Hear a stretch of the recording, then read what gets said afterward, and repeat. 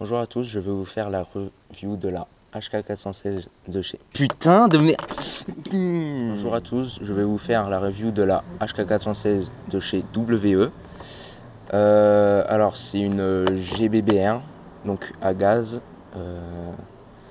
avec du recul, donc c'est vraiment très réaliste. Alors pour démonter la HK416, on appuie sur la petite goupille ici, on la fait ressortir comme ceci et ça se casse en deux. La partie supérieure qui se défait de la partie inférieure, on peut enlever facilement tout ça.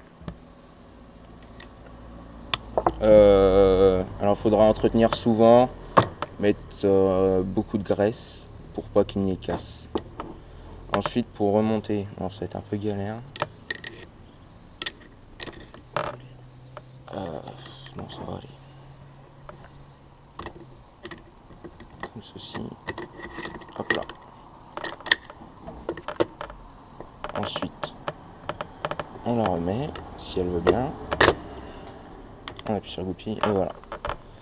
Alors en interne, j'ai rien changé. En externe, j'ai mis une poignée angulaire Magpul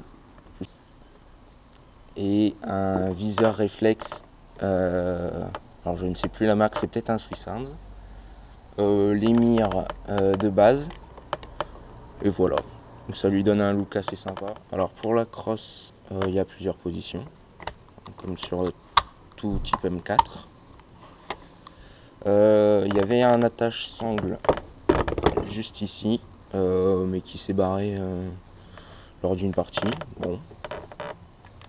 Ensuite, il y a deux types d'HK416 chez WE, avec le canon long et le canon court.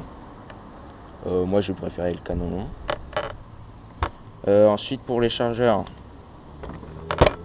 ce sont des chargeurs 30 coups, full métal, et pour mettre le gaz comme sur les GBB, comme ceci.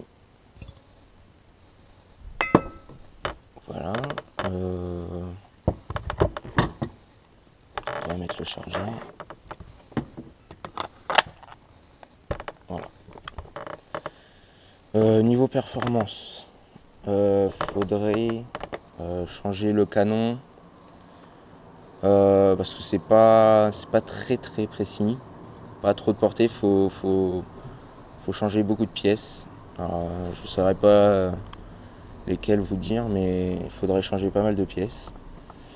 En hiver, c'est pas trop jouable parce qu'il y a beaucoup de dégazage, comme les chargeurs sont en métal. Donc à plus jouer en été à partir de 20 degrés, enfin 10 degrés c'est bon, mais il y aurait des risques de dégazage. Voilà, c'était la review de la HK416 de chez WE.